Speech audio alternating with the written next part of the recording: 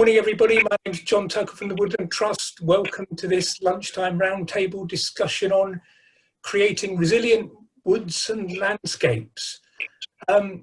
So Geraint, my co-chair, I've been in this business creating woods for 30 or more years, and I have to say I've never known a more challenging time to think about the environment that those woods are going to be developing and maturing into. Loads of things to think about, species choice systems. There's lots of information out there, but I just find it really confusing. So I don't know how you feel about that. Well, no, absolutely, John. And yeah, no, we've known each other for a long time. And again, I was on a planting site this week, looking at trees we planted this year that go back 4 months, and I thought I'd never see dry weather again. And now they're sitting in ground with cracks in it. And so it's not just the fact that we talked about climate change and maybe a warmer climate, but these weather patterns that we're experiencing, you know, long periods of wet and then long dry periods. This is what we're going to have to be thinking about as we plant our trees and woodlands for the future. And so looking at whether it's woodland creation, which is all the talk at the moment, or restocking existing sites, it's a real struggle to know what to plant. And you say there's a lot of information out there, but maybe not as much consensus as the people actually doing the planning need at the moment. So what I'm really pleased is we've got together a great bunch of participants for this round table from different elements of the sector, and I think you're going to introduce them, and then we'll give them all a chance to say a few words. Yeah, okay, yeah, thank you. So yeah, we've got a great panel. I'll just quickly run through them in their running order, and then we'll kick off. Each panelist is going to talk for 3 minutes on the subject. Then we'll have a discussion for probably 15 to 20 minutes between the panelists, and then we'll open it out to a wider Q&A for the audience. So if you've got questions as you come through, please use the chat function. So yeah, in the running order, I'd like to welcome Jonathan Spencer, formerly Head of Planning and Environment for Forest Enterprise England. Jonathan will be followed by Emma. Emma Goldberg is Forestry and Woodlands Specialist with Natural England. Third then will be Luke Hemmings, who's Local Partnership Advisor for Forestry Commission. Fourth then, Dr. Eleanor Harris, Policy Researcher for Confor. And then last but by no means least, Al Smith, Director of the Association of Tree Officers. So welcome all. So over to you, Jonathan, to kick proceedings off, please. You'll need to unmute yourself. Looks like Jonathan has frozen.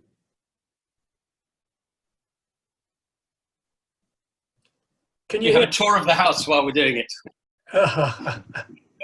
We moved out of here where the signal's good because of the building that started up next door. So, right, we are now in Alison's study, which is much better, I think. Is that? Yeah. Study, which is good. Okay, Jonathan, do you want to kick off? Yes, thank you for the invitation.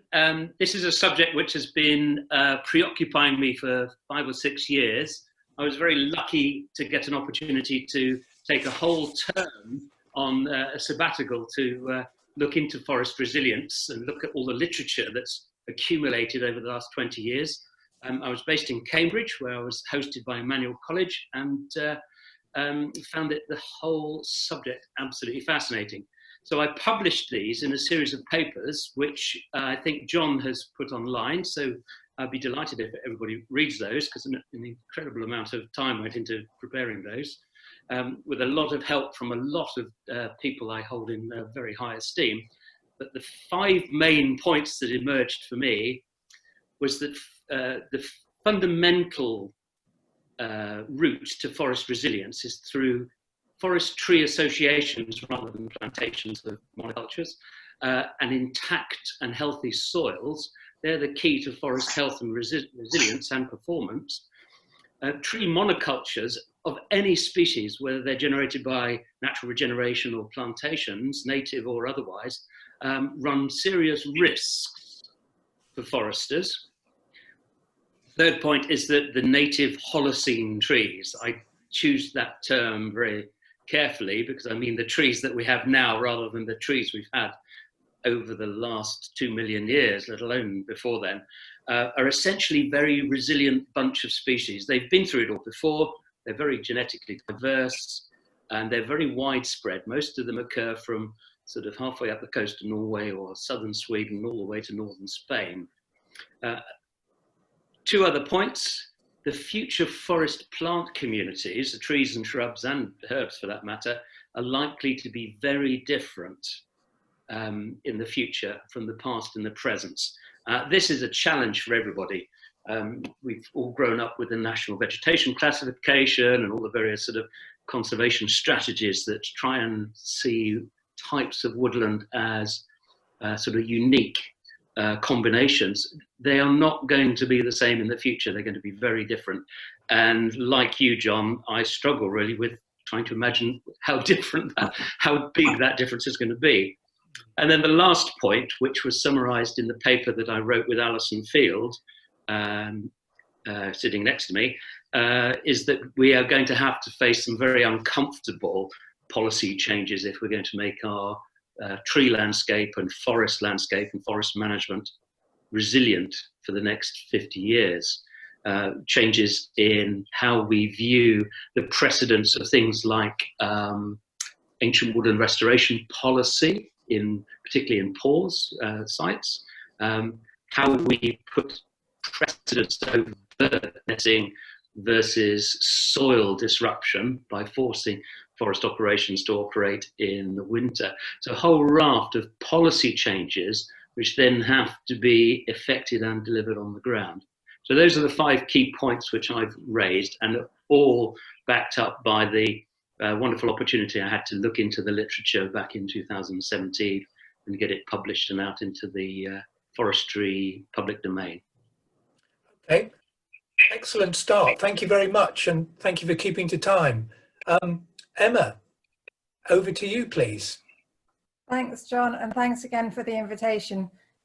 Despite having asked Jonathan, who very kindly gave me a synopsis of what he was going to say, I fear that we still may overlap somewhat. So I wanted to raise a series of different points, and the first of which is that I think we need to keep in mind what people's objectives for the land is.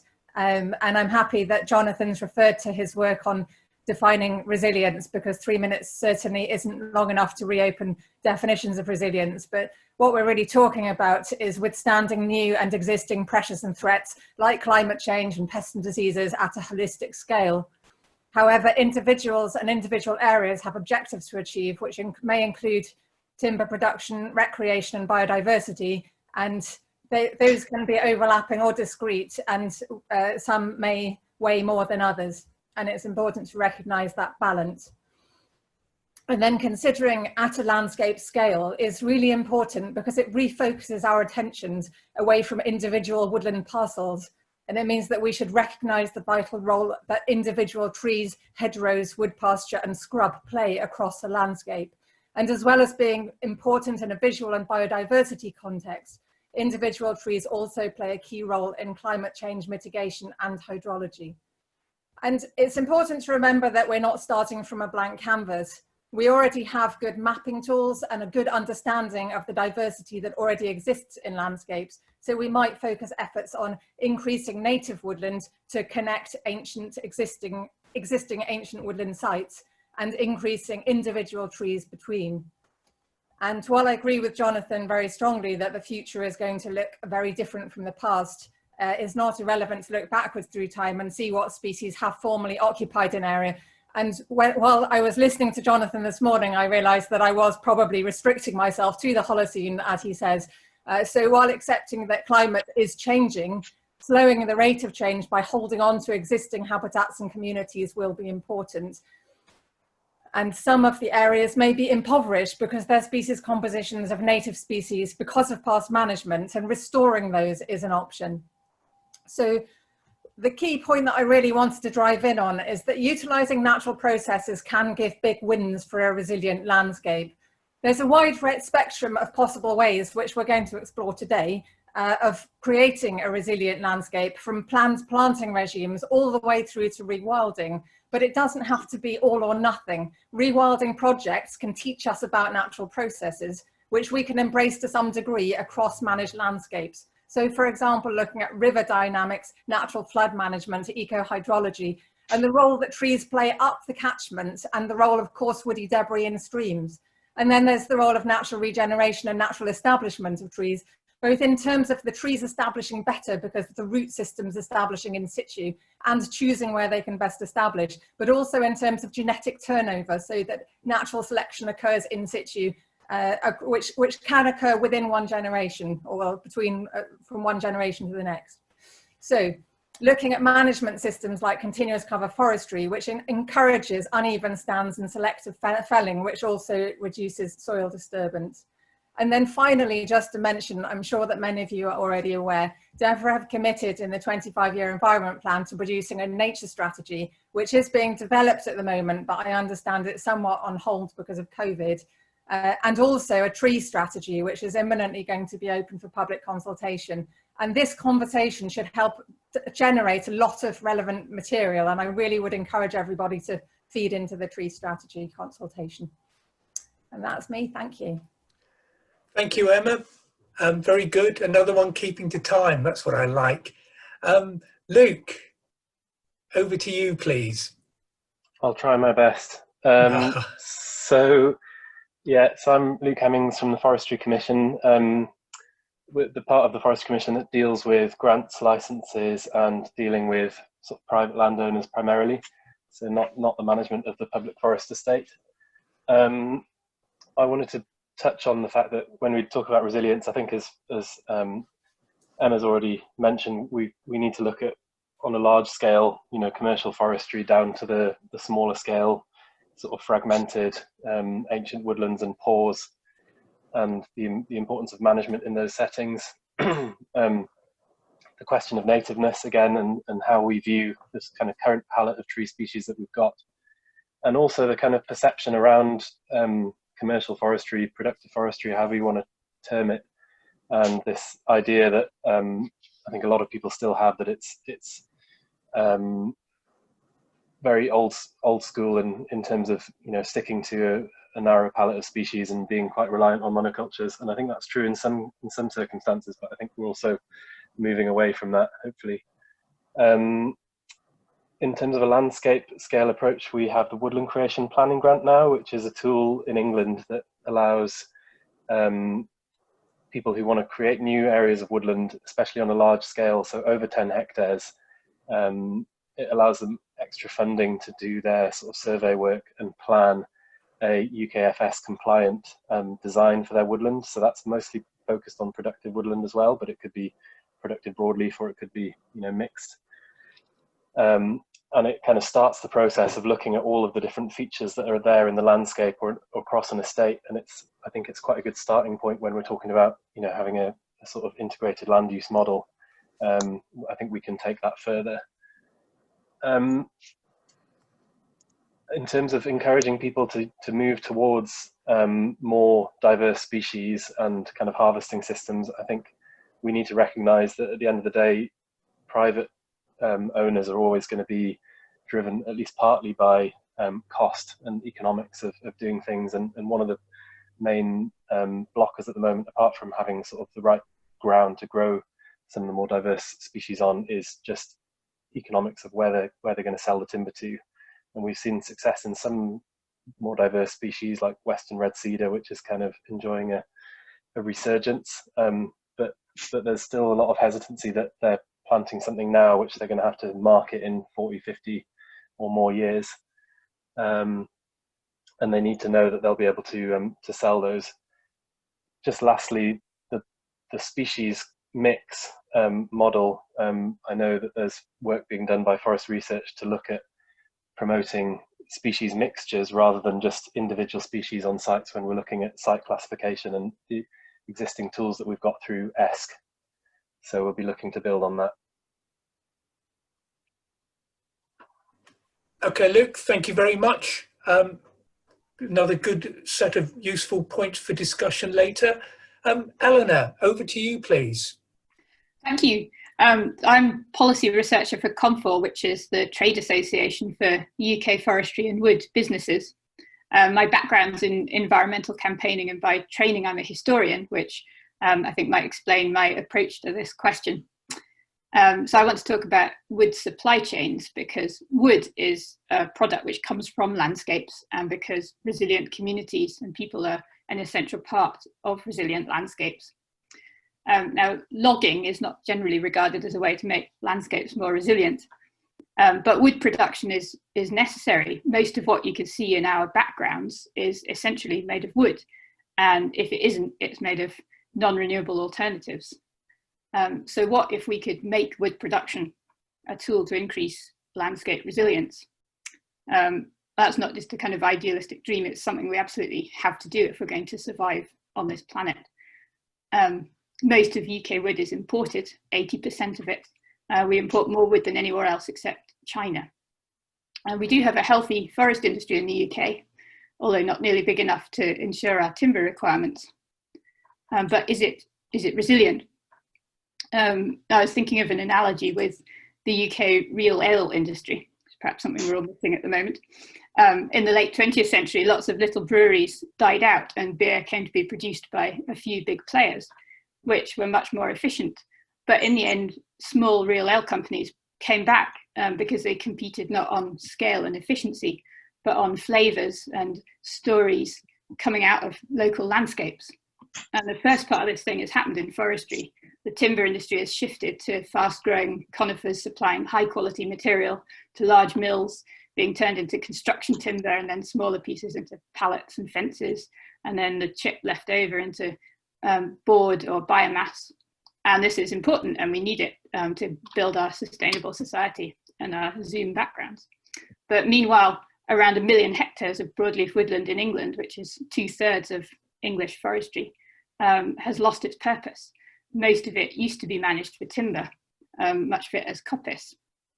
And that management was part of what gave it its ecological value and kept it in existence.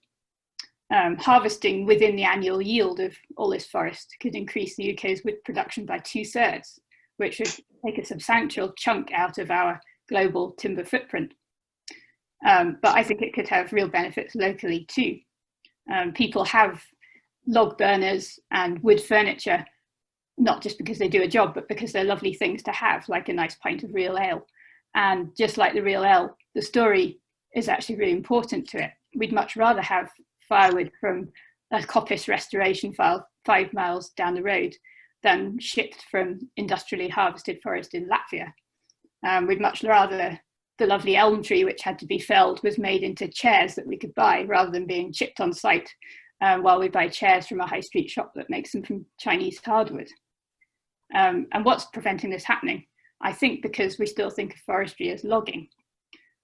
So this is a kind of plea to start talking up the bringing of woodland into active management as part of landscape resilience, restoring and expanding these neglected farm woodlands and coppices and seeing them as potential income streams to support the work of management, and as potential ways to actually enhance the quality of the woods by opening them up to light and creating coppice habitats, enabling species selection and regeneration by opening up coops. And then you have the chainsaw operator, the small sawmiller, the furniture maker, the firewood supplier. They're all creating local jobs and increasing local skills and connecting people more closely to the land where they live. And the customer gets a product with a story. So the whole wood supply chain ties the community into its landscape. This kind of happens with food. We have farmers markets and we have the farm to fork movement. I think it needs to happen much more strategically and deliberately with wood. We've got skills and we've got the technology and we've got the best practice, but what we need to start doing is telling the stories and just creating the vision and creating those local supply chains at local scale. Thank you very much, Eleanor. Another very useful contribution. And then Al, if you could wrap up the first stage, great to have an arboricultural view to add some balance. Over to you, please. Thank you. So I come from this from our point of view, and being a retired tree manager for some 30 years. I'd like to emphasise the professionalism of tree officers and the communication networks that have been established in recent years through the newly formed Association of Tree Officers, which is a national group, the Tree Officers Forum, which includes 15 tree officer groups from around the UK, and the Tree Officers National Tree Officers Conference, which is held every November. It's trying to build a community of tree officers that are working very much alone across the country in some cases, and trying to get them to communicate. So creating sort of resilience through the urban environment, mainly through, starting at the obvious beginning at the tree nursery biosecurity, species selection, the right tree for the right site, post-planting aftercare, restocking for a resilient land treescape through woodlands and amenity trees, street trees and park trees, such like.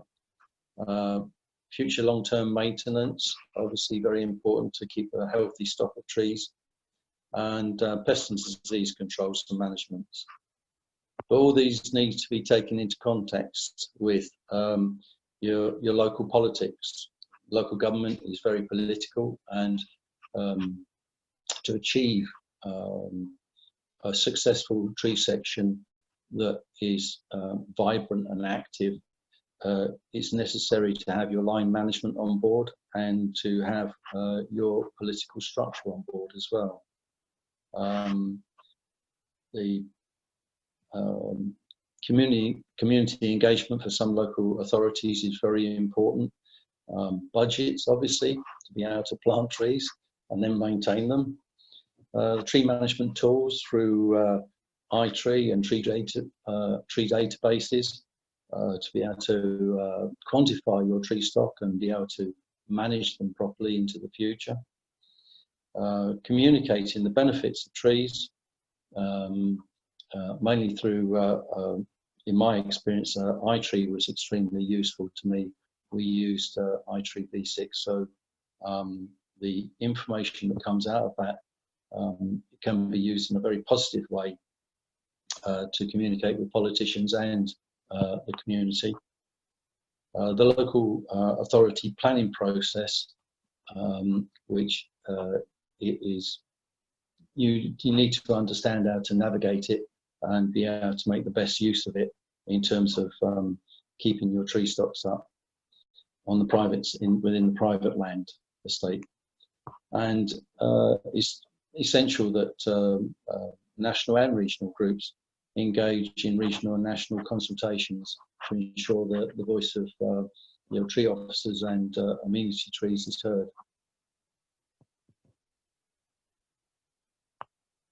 Thank you very much, Al. So we'll now just enter probably 15 to 20 minutes where we'll have a discussion amongst the panel just to pick up on some of those points. Geraint, I don't know if you had any questions that you wanted to pose to kick off that discussion? Well, I think one of the things I'd like to pick up on is in the title, this whole landscape scale approach. I think it's great that we had Al there as well, because, when I gave my talk on one of the webinars, I talked about creating a treescape, and my role in the Duchy is about creating a treescape these days. I've gone away from just being a forester, and it's everything from planting trees on the Duchy's development sites to agroforestry systems on farms, riparian zones, right through to the more commercial woodlands. We have a small country with a large population. We have a very limited amount of land with enormously competing land uses. Maybe a few months ago, there was a lot of talk, and perhaps still is, about things like rewilding, but I think there's been a renewed interest these last few months in securing our resources, food security, and perhaps even timber security going forward.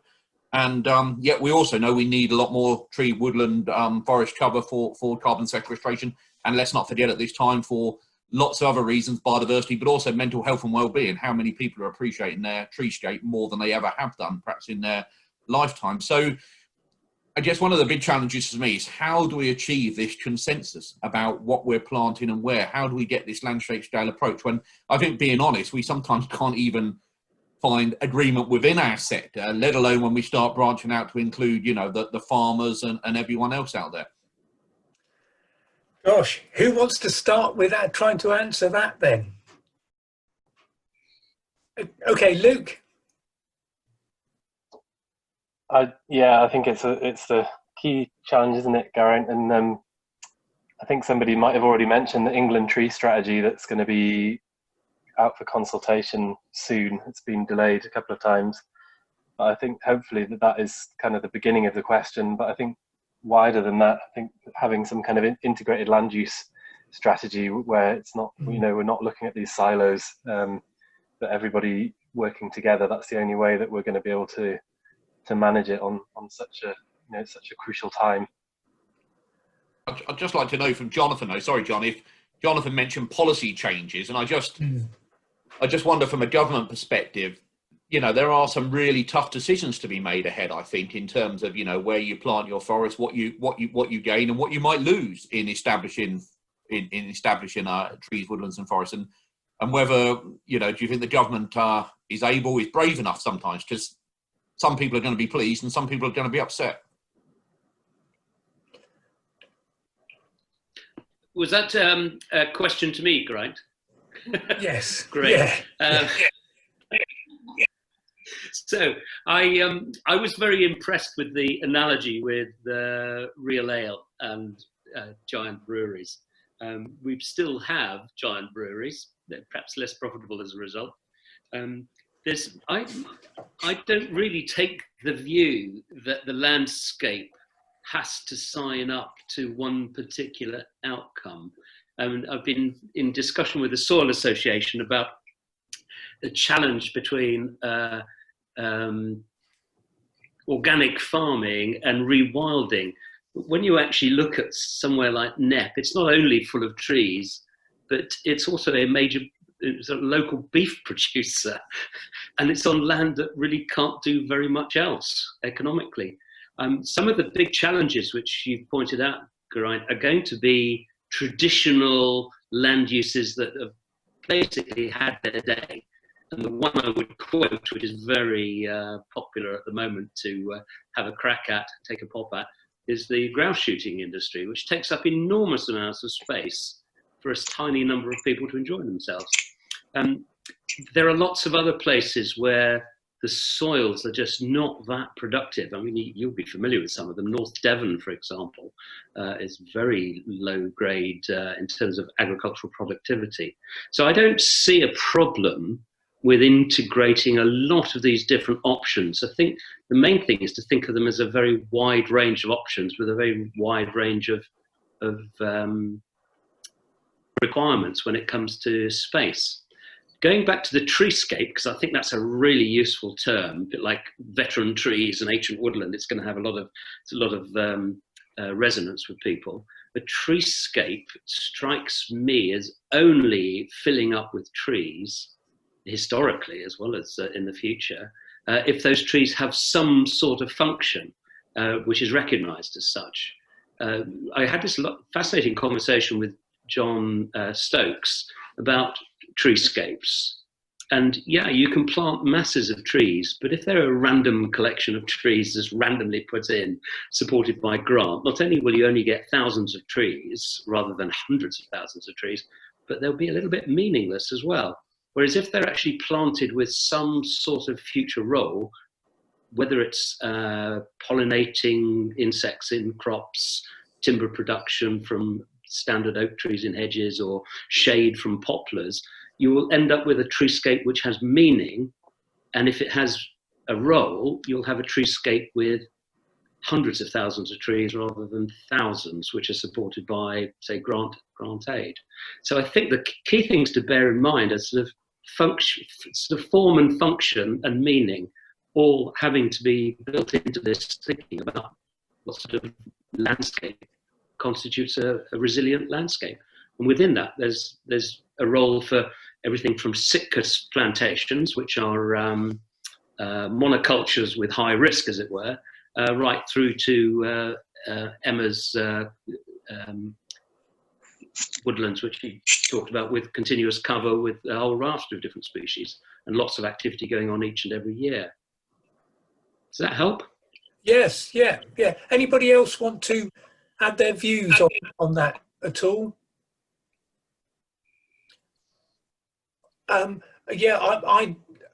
Luke's comment about having that integrated landscape strategy, I think, is really important. I guess you would support that, Al, from an urban point of view, having a tree strategy that cuts across the whole urban landscape would be very useful tool. Eleanor, I don't know, does Scotland have more of an integrated lands sort of strategy approach than England, do you know?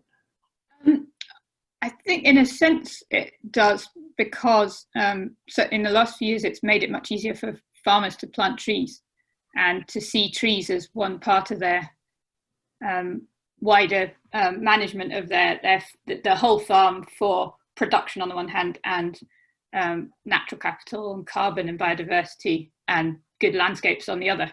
And so the Scottish Government has made it much easier for a farmer to look at his what he's got and say, well, this land is not producing, it's costing me money trying to keep sheep on this or whatever, and that actually by putting a forestry block here, I can link up my access to my pasture and I can create some shelter for my sheep, and I can use this land to produce a productive crop and diversify, and I can lower my carbon emissions. And I think it's getting the idea that production is part of that it's not a case of you have the economics over here and you have the kind of natural capital and biodiversity over there, and you have to fund this with special government funding because this isn't because it's competing against this. It's seeing it as something that can work together. So there's lots more that could be done. There's more. I think there's more in Scotland that could be done in terms of bringing existing woodland into management. But in terms of getting landowners thinking of trees as an option, that's working much better. Okay. I think. Thank you. Emma. There's been some really interesting modelling work done in the Peak District National Park on whole farm carbon balancing, and they've come out with brilliant models that they've sat down in the farmer's kitchen and gone through their entire carbon accounting, and they've come out with some really interesting stuff that has been quite surprising to the farmers. They're in a slightly different context from a lot of the country in that they also have peat in the equation, and the amount of carbon that peat stores is always quite surprising, especially to your average punter. But I think that model could really help people understand, as Jonathan said, what the role of forestry and woodland and trees across their land holding could be, and that could really help. And picking up on Geraint's point about whether we'll be brave enough to take some of these decisions, I think while it shouldn't be a case of he who shouts loudest, the tree consultation is going to be a really important opportunity to flag some of these issues. Yeah, okay, thank you. Just sort of moving the subject on, I'm really interested in whether taking a landscape scale approach is going to move the debate on more from species choice, so that if we're just talking about an individual landowner with individual objectives, he may come up with a certain raft of species, whereas if we're taking a landscape scale approach, there'll be a broader range of objectives there, which may move us on from what I feel at times is just the industry looking at itself and arguing amongst whether we should be planting this species or that species, etc. I don't know. Any thoughts from anybody? Geraint? Well, I'm sure this is a subject, and I can see just on the chat someone's asking about locally sourced seeds for planting and connecting woodlands, and I'm sure this is a discussion that many people would like us to have. I mean, there have been numerous in journals recently about species. You know, I've witnessed the loss on the Dutchies estate of most of our larch due to Phytophthora, sweet chestnut due to Phytophthora, and now ash to ash dieback and threats hanging over other species. And so with a fairly narrow palette of species that we've drawn from historically, both native, only 30 or so tree species, few of them what we might call commercial, and actually a very narrow palette of even coniferous species, I think rightly people are saying, you know, what do we use? But I think, again, it's moderation in all things. And I think we've just got to avoid the pendulum swinging, as it often does in our sector, too far the other way. I think the point's been well made that we cherish our native species. They're very important. There is an embedded resilience into them, embedded resilience. And certainly if I was looking to, you know, extend some of our native woodlands, I would be looking to try and, you know, look at some locally sourced. I wouldn't be against that. But again, I think we have to consider, you know, on the, widening that palette. I think the problem is consensus. Lots of ideas are being thrown around, but very little agreement. And that places the nursery sector in a very difficult position. I mean, it's already in a difficult enough position, but quite frankly, what does it grow? What's the market going to be? And I think we do need to, you know, find some consensus there. Okay, Emma and Eleanor. That jumps right back into what I was saying earlier about recognising what we already have in the landscape, and you alluded it to yourself very nicely, Geraint, and saying that, you know, that where you would consider placing natural woodland and expanding what you already have and looking at the ancient woodland resource that you have and connecting it. So I think that's why I was sort of started off by saying it really is important what people's outcomes are and where we choose to do things, because there certainly isn't anything wrong with choosing novel species from a forestry perspective, but it depends where you put them. And they may threaten native woodlands, or they may complement them either way, but where we place them in the landscape will help reduce that threat, but also enable us to try them. Okay, thank you. Eleanor, you had a comment? Yeah, I think, how do we get new species in? Confor is a very broad church. We represent all sorts of forest owners, and you know, we've got the ones who are focused on turning an income, and they will go for Sitka spruce. You know, you can tell them it's as risky as you like, but they know that the risks are lowest because it's a short rotation, and they know it's going to grow well, and they can get an income from it. But we know as a wider sector, we need to look at much more diverse species. You've got the older states, like Geraint at Duchy, but lots of big older states who are doing, they're kind of carrying on really interesting traditional silviculture, and they're doing lots of diverse species and integrated land use and trying out new things. But then the new thing that's coming along, someone mentioned grouse moors. Well, this is kind of anecdotal, but I've heard quite a lot of stories of when a grouse moor comes up for sale, and these are basically leisure estates. People want to buy them. People with lots of money coming from the city want to come and spend lots of money in a landscape, and they don't want a grouse moor anymore. What they want is to start creating something more interesting, doing some rewilding, creating a different type of landscape, leaving a legacy. And some of them are quite interested in growing timber, and I think a lot more could be. And they're the ones who are prepared to take risks on new species or new techniques, who are prepared to, they've got lots of money to spend. They want to solve big global challenges. And so I think they're a component where we need, it takes a lot of work and risk and testing to bring a new species into the UK forestry palette. And there's sort of history of mistakes and false starts. And we need people who can do that sort of thing. And I think they're possibly one group, you know, lots of people possibly could be inspired, but they're one group who could be inspired to help the industry out, I guess, help the sector out by trialing species. Yeah. And thank you.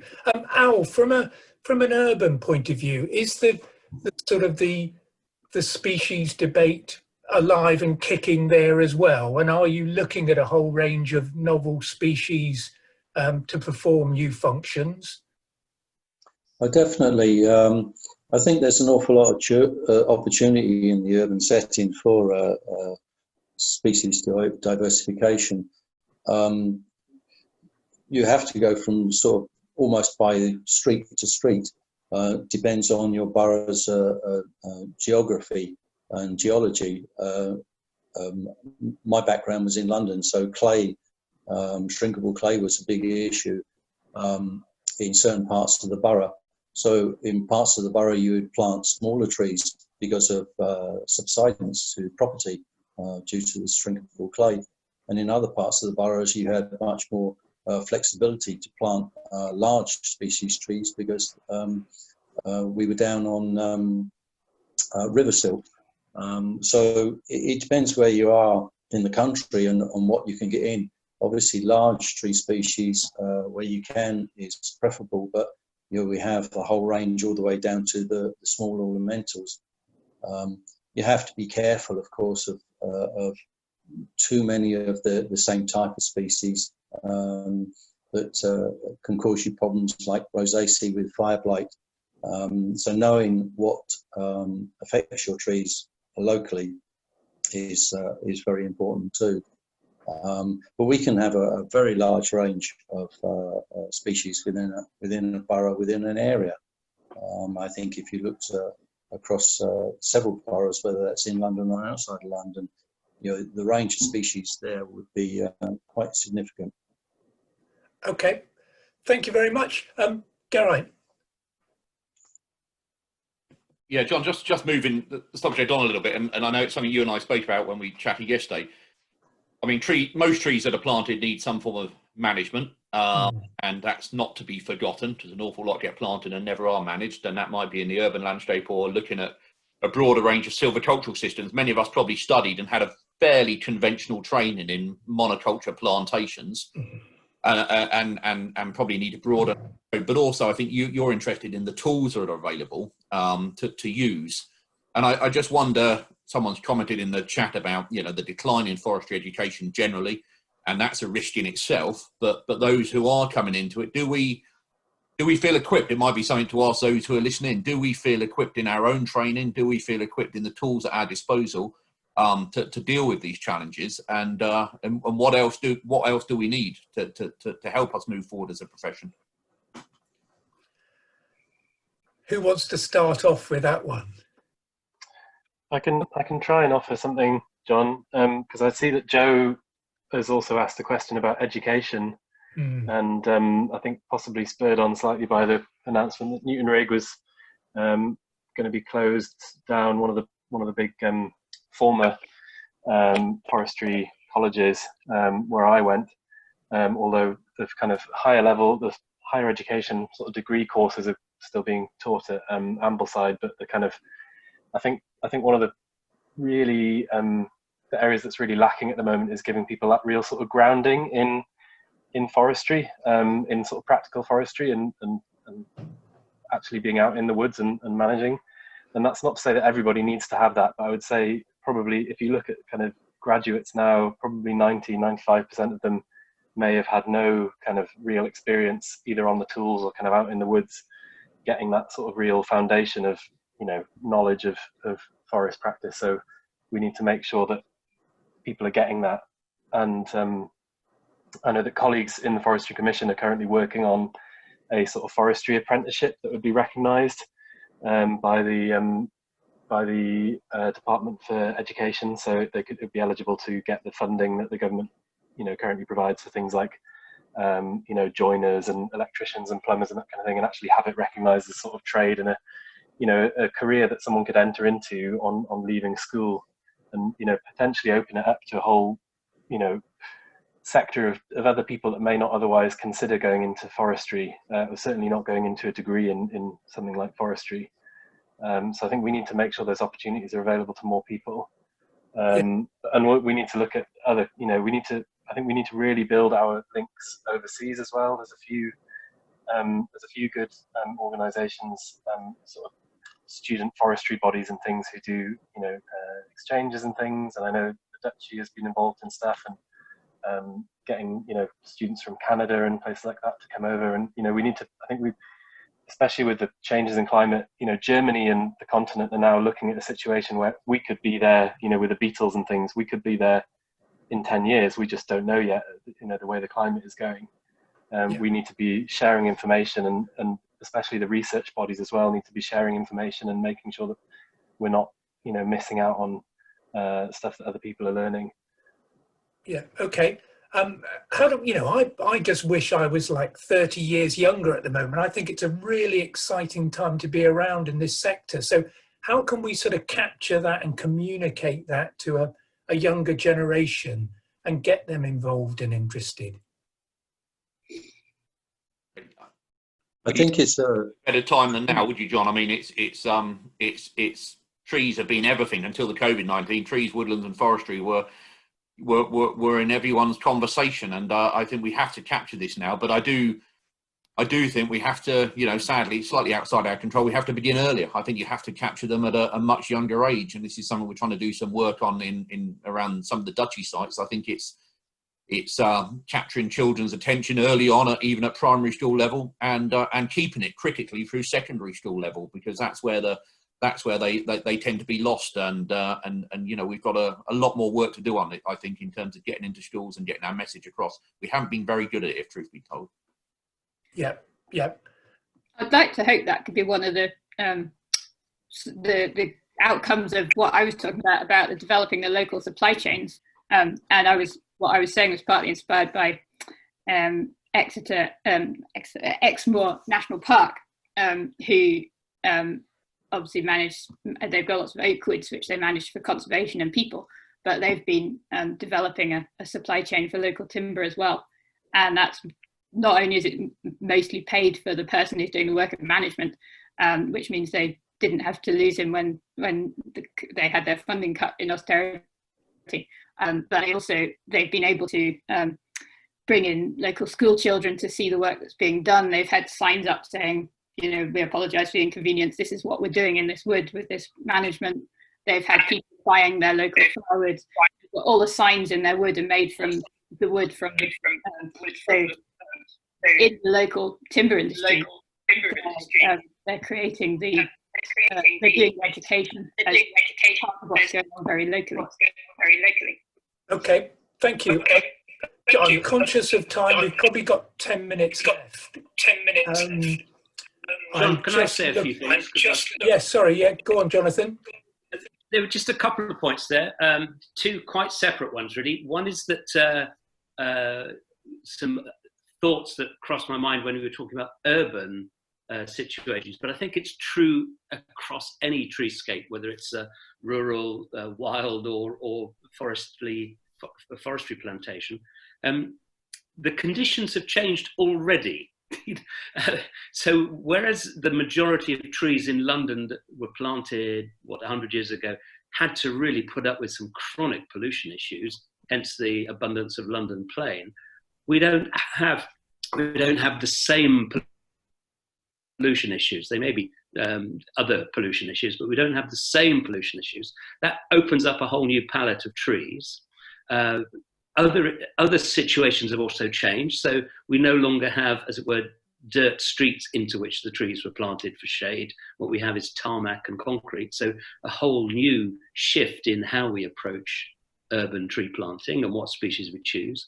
We probably can pretty fairly say we're very unlikely now to get frosts in the centre of London, whereas we still get frosts, which certainly demolished my potato crop earlier this spring. We still get frosts. So although we might be looking at a future where 50 years' time we won't have frosts and we may not have severe weather events in large chunks of southern England, for example, we still get them now. So we can't act on what we know is going to happen until the prevailing situation allows us to act. Then there's complications, as I think Geraint pointed out, with nurseries. I was always, in the last year of my employment with the Forestry Commission, I spent a couple of days on several trips up with the new nursery up in Cheshire. And I was quite astonished at the insights that the nursery managers have into the ecological constraints they're faced with, the biological constraints they're faced with in trying to get trees of different species to germinate, let alone grow in pots and grow in abundance, which is one of the reasons why we have the limited palette of forestry trees that we have, is that some of the other choices are just not that amenable to nursery production, even if they do throw out lots of seed in the wild. So if you don't translate that to the other end of the extreme, big plantation forests, We know that the number of snow days in Kielder Forest has gone from 60 odd days a year 10 years ago to 4 or 5. And the last manager, Graham Gill, who managed Kielder Forest, told me that he thought that we were only going to get another generation of Sitka spruce grown off Kielder before we definitely had to change. So because the conditions had already changed significantly. So we're facing some really difficult choices. Moving on to the education, it just strikes me that training and education are absolutely fundamental, but we need to train people to think about what they're doing a lot more, rooted in the ecology of trees, the ecology of seeds, the nature of climate change, the nature of the distinctions between climate and weather, because it's the weather that determines whether you can do things, largely independent of climate. And so the whole basis for forest managers' education probably needs a bit of a root and branch rethink, so that people are actually thinking a lot more about the local prevailing conditions, as was pointed out by Alistair. London varies from one place to another, but it also varies from time to time. So you've really got to start getting foresters to be a lot more alive to these biological and ecological constraints. Now, Alison has been suggesting to me that education and training are actually the answer to a lot of this, but we do have to invest in it. We can't just assume it ought to happen somewhere else. And I hadn't realized that Newton Rig was closing down. I think that's tragic. On the plus side, what I have seen over the last 4 or 5 years is huge numbers of people with environmental degrees and biological backgrounds going into forestry in different ways, particularly into the big institutions like the Woodland Trust, the Forestry Commission, and Natural England. So we've got some promise in the sense that the raw material is there, but we need to really beef up their practical experience. John, you're on mute. John. Thank you. I just had a couple of questions. There were about the importance of landscape character not being overlooked, and the importance of grasslands and other existing habitats of merit within those. I don't know if anybody wanted to make any comment about them. We've got 5 minutes left. I kind of wonder whether each of the panel might like to say one thing that they really think is top of their list when thinking about resilience. Well, I commented initially, John, on landscape character and resilience. What you have to remember is the landscape character is a reflection of historical land use and biological and geological constraint. And that's what I meant when I mentioned the uncomfortable truths that we all have to face. Landscape character may not be sustainable over the next 5 years in the cherished historic nature that we've come to believe. Things are going to change profoundly, and we can influence the way they change so that they're resilient, they're self-sufficient, they employ people, and are wildlife rich. But we are not going back to the past. The opportunities to stay where we were comfortable have long since gone. Gosh, really good point, Jonathan. Thank you. I'll just run round the screens now for a quick wrap up. Luke, any final thoughts from you? Well, there's loads that I wish we could cover. I did see that there was also a question about pests and disease, which I think we've probably not done justice really. But I mean, if we just take ash as an example of one of our native species that's being kind of decimated as we speak, looking outside, we're sort of behind the curve in Northumberland, but I know elsewhere, I think that's a really good case where obviously there's research going into developing kind of resistant genotypes. But also, you know, do we need to be looking at other species filling that niche? Natural England have done some good research on what the next kind of suitable species is. sycamores kind of up there as one of the preferred ones, but there's still this resistance among some bodies that, you know, sycamore's even considered to be a native, whereas, you know, and it's a great, in terms of resilience, it's a hardy tree, it regenerates freely. It does have impacts on other, you know, on light and things like that, but if it's managed, that's the key thing. And that's where the being part, I think, links back to what Jonathan was just saying about, you know, these landscapes are formed for a reason. And I think it also links to what Emma's saying, you know, that the purpose of the trees in the woodlands are there. If they have a purpose and if they can work, then they'll be managed and they'll survive. I think it kind of links back to that old saying, the wood that stays is the wood that pays. Yeah. Okay. That's simplifying it overly.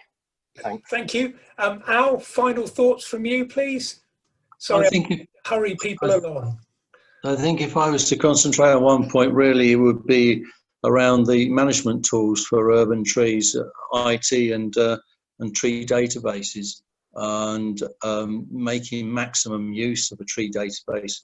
Obviously, you've got the problems of setting it up and the investment to do that in terms of inventory and the modules that you need. But once you have it set up, that having the ability to analyze your tree data and being able to use that to promote the trees that are in your local authority goes a very, very long way with local politicians and line management.